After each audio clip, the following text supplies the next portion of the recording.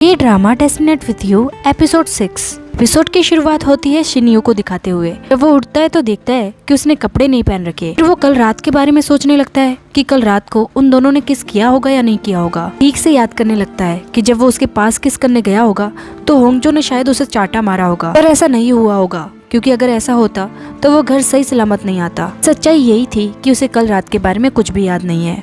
Shinyuu को ये बात जानने की काफी बेताबी हो रही थी, इसलिए वो अगले मॉर्निंग बस स्टॉप पर चला जाता है। जैसे ही होंगजो बस से उतरती है, शिन्यू उससे कहता है कल रात को तुमने ही मेरे कपड़े उतारे थे ना। जो कहती है मैंने ऐसा कुछ नहीं किया। बाद वो कहता है तो कपड़े अपने आप ही उतर गए। वैसे मुझे याद है कि कल रात को हमारे बीच क्या हुआ था। जो उससे पूछने लगती है तो बताओ कल रात को क्या हुआ था। फिर वो सच कह देता है कि सच में मुझे कुछ याद नहीं आ रहा। क्या हमने किस किया था? जो बड़बड़ा कर कहती है वो भी ठीक से नहीं हुआ। होंगजो उससे कहती है आज के बाद ज्यादा ड्रिंक मत करना क्योंकि मुझे नहीं लगता तुम्हें ड्रिंक पसंद भी है। ये शिन्यू ऑफिस आकर पाक डोंग से इसके बारे में पूछता है क्या तुम मुझे बता सकते हो कि ड्रिंक करने के बाद इंसान क्या करता है, खासकर वो बंदा अगर शरीफ हो। इस पर पाक डोंग कहता है क्या आप अपने बारे में बात कर रहे हैं? तो कहता है नहीं, मैं अपने दोस्त के बारे में बात कर रहा हूँ। पाक डोंग कहता है गुस्से से पता चल रहा है आप आपके बारे में ही बात कर रहे हो। मैं बता दूं ड्रिंक करने के बाद जब आप सुबह बिना कपड़ों के उठते हो तो इसका मतलब ये तो नहीं है कि आप अगर सो गए थे या फिर अच्छे कपड़े पहनकर आप सो गए, तो इसका मतलब खुद ही समझ जाइए। ग्रीनवे डिवीजन में देखते हैं होंगजो किसी की शिकायत दर्ज कर रही थी। मामला ये था कि उस जगह पर रकुंद आकर परेशान करते हैं।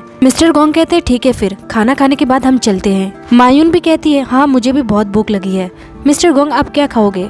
लेकिन मिस्टर गोंग मायून को इग्नोर कर देते हैं। इसके बाद होंगजो के पास नायोन का कॉल आता है और नायोन उसे बात करने के लिए बुलाती है। नायोन कहती है मैं बहुत ज्यादा घबरा गई थी जब उसने मुझे ये बताया।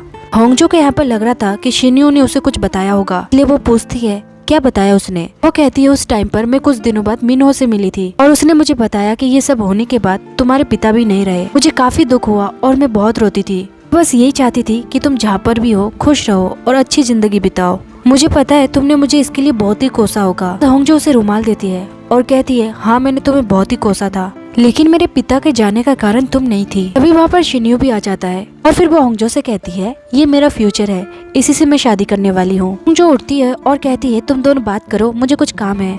जिसके बाद वो बाहर चली जाती है और कहती है ऐसा लग रहा था कि मैं किसी को धोखा दे रही हूँ। शिन्यू नायोन से पूछता है कि तुमने कहा था तुम किसी प्रोजेक्ट की वजह से बिजी रहोगी। तब नायोन बताती है कि मुझे जहाँ की मरम्मत करवानी है वो ओंजू सिटी हॉल है, यानी कि हम दोनों एक दूसरे को देख पाएंगे। पर यहाँ पर किसी को मत बताना कि हम दोनों रिलेशन में हैं। भी मत बताना कि मैं मेयर की बेटी हूँ, नहीं तो लोग सोचेंगे कि मैंने अपने डैड के पावर का यूज किया है। इस सीन में देखते हैं होंगजो खाना खाने जा रही थी और तभी उसके सामने जेक्योंग आ जाता है। उसके बाद वो दोनों लंच करने चले जाते हैं। जेक्योंग उससे पूछता है कि तुम्हारे बीच कल क्या हुआ था? मैंने देखा कल तुम सुबह घर लौटी थी, तुम दोनों के बीच कुछ तो हुआ है, क्योंकि एक लड़का जब आधी रात को किसी लड़की के घर के बाहर आता है तो इसका मतलब है कि वो उस लड़की से प्यार करता है। होंगजो कहती है वो मुझसे प्यार करता है इसलिए नहीं आया था, मुझसे कुछ गलती हो गई थी इसलिए वो गुस्सा दिखाने आया था। पर चिंता मत कीजिए, ईमा की रात को सब कुछ ठीक हो जाएगा। जेक्योंग कहता है ठीक है फिर, अगर ऐसी बात है तो इस बात को लंबा नहीं खींचते। होंगजो उससे कहती है वैसे फूल भेजने के लिए थैंक यू। और यहाँ पर पता चलता है कि उसने आज तक उसे कोई फूल भेजे ही नहीं। तब वो दोनों सोच में पड़ जाते हैं कि फूल किसने भेजा होगा। क्या फूल शिन्यू ने भेजा होगा?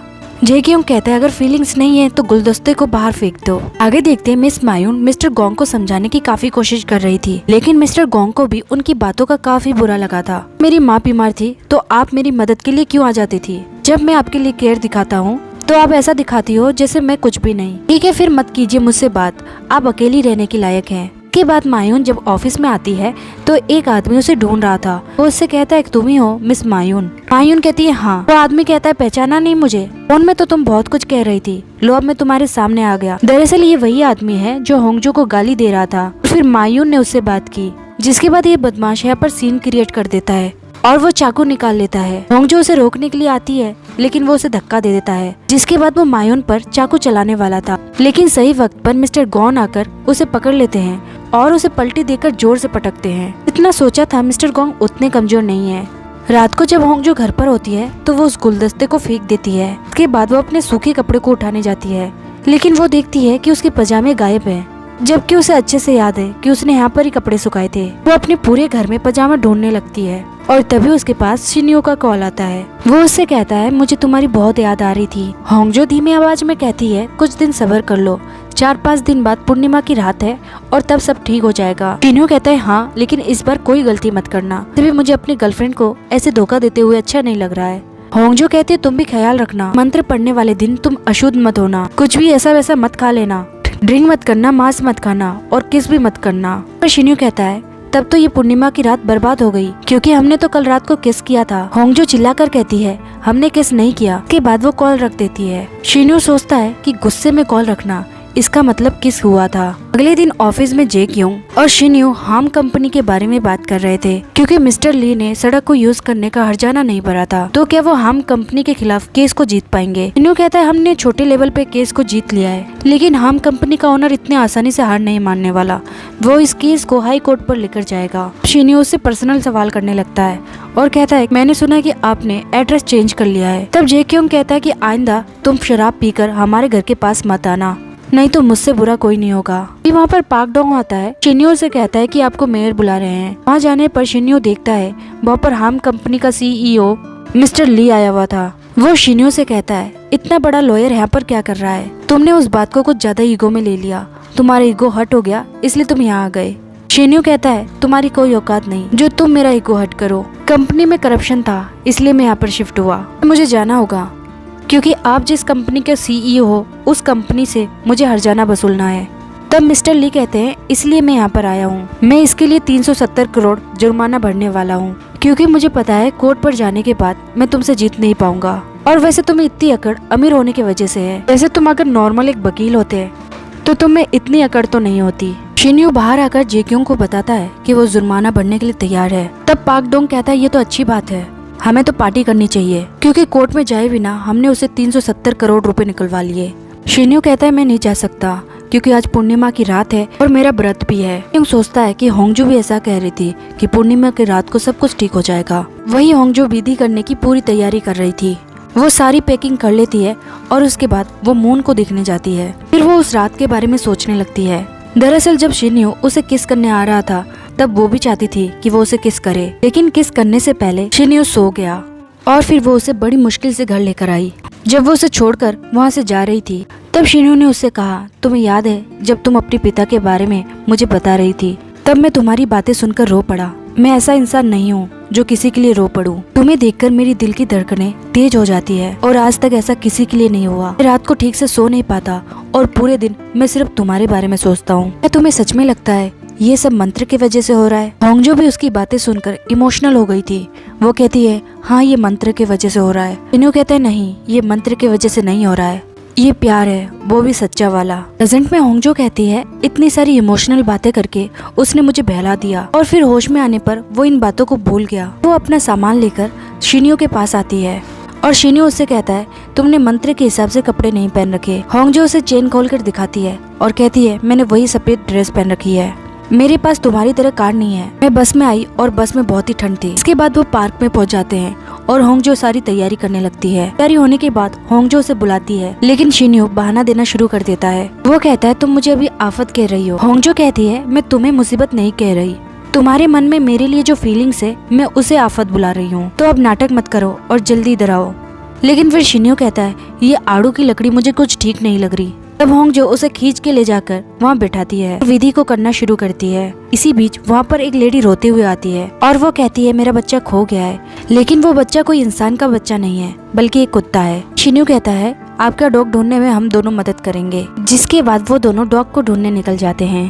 काफी ढूंढने के बाद एक कुत्ता उन्हें वहाँ मिलता है जो काफी गुस्से में लग रहा था। होंगजो धीरे धीरे पीछे जाती है और देखते हैं कि शिन्यो होंगजो के पीछे छिप जाता है। इसके बाद वो कुत्ता तेजी से उन पर छलांग लगाता है, लेकिन शिन्यो होंगजो को पकड़कर दूसरी साइड छलांग लगाता है। वो कुत्ता शिन्यो को चाटने लगता है और पता चलता है कि वही डॉग है। जिसके बाद उस डॉग की ऑनर भी आ जाती है और वो उसे यहाँ से ले जाती है। शिन्यो उससे कहता है आज मंत्र करने का सही टाइम नहीं है, उस कुत्ते ने मुझे चाट लिया है तो मुझे अजीब सा फील हो रहा है। होंगजो कहती है बकवास करना बंद करो, अगर आज नहीं किया तो फिर से 1 महीना वेट करना पड़ेगा। फिर होंगजो वहाँ बैठ जाती है और कहती है वैसे मैं तुम्हारी आभारी हूँ क्योंकि तुमने मेरे साथ बैठकर खाना खाया और मेरे पिता की वर्षी में भी तुम मेरे साथ थे। तुमने बार बार मुझे कॉल किया। इससे पहले मैं बहुत अकेली थी, इन कुछ दिनों में तुमसे बात करके मेरा अकेलापन कम हुआ है। ऐसी बातें करके वो शिन्यो को मना लेती है। इसके बाद वो मंत्र को पढ़ना शुरू करती है, जो उससे कहती है इसको अपने पास 100 दिन तक रखना। इसके बाद वो कहती है मुझे घर तक छोड़ने की कोई जरूरत नहीं है, और शिन्यो भी कहता है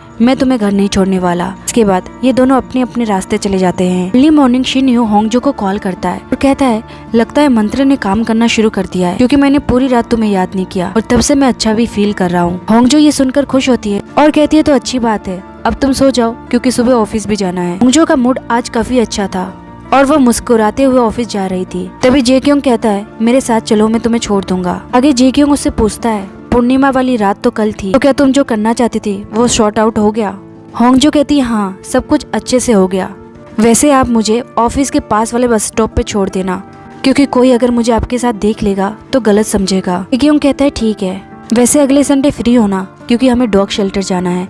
उसके जाने के बाद होंगजो खुशी की मारे उछल रही थी और उसी रास्ते पर शिन्यो भी बड़े मस्ती से आ रहा था और तेजी से वहाँ से कार चलाते हुए चला जाता है, जिसकी वजह से सड़क में जो पानी था वो होंगजो के ऊपर जाकर गिरता है। अगले सीन में हम योनजू और सेहुन को देखते हैं। सेहुन यहाँ पर कहीं जाने की तैयारी कर रहा था। उसके घर में उसकी एक फेवरेट चीज थी, वो थी एक बड़ी शीशी।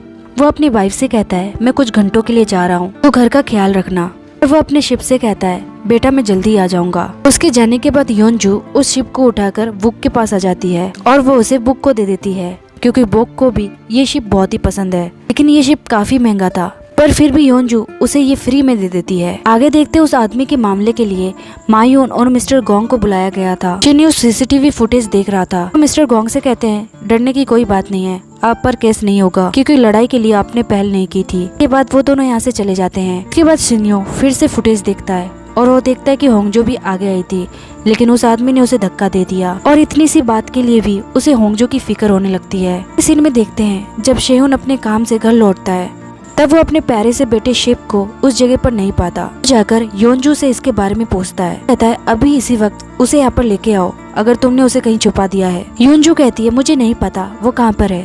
तब वो कहता है उसे लेकर आओ वरना मैं तुम्हें डिवोर्स दे दूंगा। योनजू ये सुनकर खुश हो जाती है और कहती है ये तो अच्छी बात है, तुम्हें डिवोर्स देने की एक ठोस वजह मिल गई मुझे। एक तरफ होंगजो काम करने के बाद घर जा रही थी, लेकिन उसे सिविल सर्वेंट गार्डनर का कॉल आता है, जो सोचती है कि इतनी रात को वो कॉल क्यों कर रहा होगा।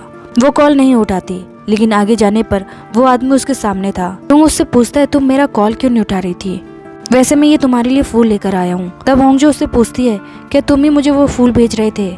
जुंग कहता है हाँ, मैं चाहता हूँ कि तुम अब मेरे साथ डिनर पर चलो। जो इसके लिए मना कर देती है और उससे पूछती है क्या आपने मेरे बोतल का पानी पिया था। कहता है हाँ, लेकिन उसका स्वाद बिल्कुल अलग था। फिर वो उसे फिर से अपने साथ चलने के लिए कहता है। जो कहती है मैं किसी का वेट कर रही हूँ, मेरी उसके साथ मीटिंग है। और तभी पीछे से वहाँ पर शिन्यो आ जाता है।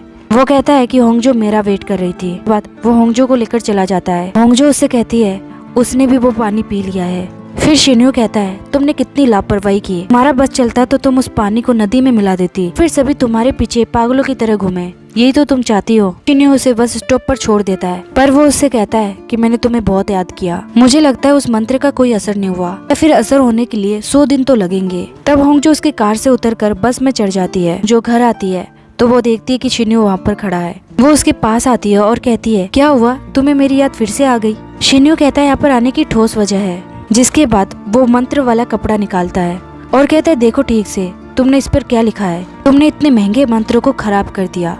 होंगजो कहती है क्या मैंने खराब कर दिया, अक्षर का मतलब फूल होता है, मुसीबत टालने वाला अक्षर तो तुमने लिखा ही नहीं। सी मतलब दिखना और मोक मतलब पेड़ होता है, यानी कि होंगजो ने स्पेलिंग मिस्टेक कर दी थी और उसने जो अक्षर लिखा उसका मतलब होता है फूल। वो कहता है ये मैं अपने पास रखता तो मैं फूल बन जाता, इतने जरूरी अक्षर में गलती कौन करता है। के बाद होंगजो कहती है लगता है मैं उस टाइम पर नर्वस हो गई थी और मेरे हाथ कांप रहे थे। वो कहता है इतने खास मौके पे तुम्हारे हाथ क्यों कांप रहे थे। तब होंगजो कहती है क्योंकि तुम मुझे बुरी तरह से घूर रहे थे। वो कहता है इसका मतलब मैं जब तुम्हें घूरता हूँ तो तुम नर्वस होती हो, तुमने तो कहा था मेरे साथ रहकर तुमने कभी भी अच्छा फील नहीं किया।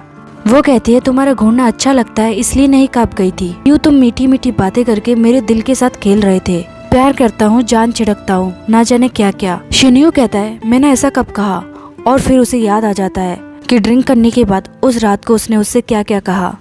तभी पीछे से जेक्योंग भी आ जाता है। वो शिन्यो से कहता है मैंने कहा था ना तुम्हें यहाँ पर वापस मत आना। होंगजो से भी पूछता है तुमने तो कहा था सब कुछ ठीक हो गया है, तो फिर ये यहाँ क्या कर रहा है। और तब शिन्यो कहता है इसमें मेरी ही गलती है, और गलती ये है कि मैं उससे प्यार करता हूँ। इसके बाद होंगजो उसे देखती रह जाती है और ये एपिसोड भी यहाँ पर एंड हो जाती है।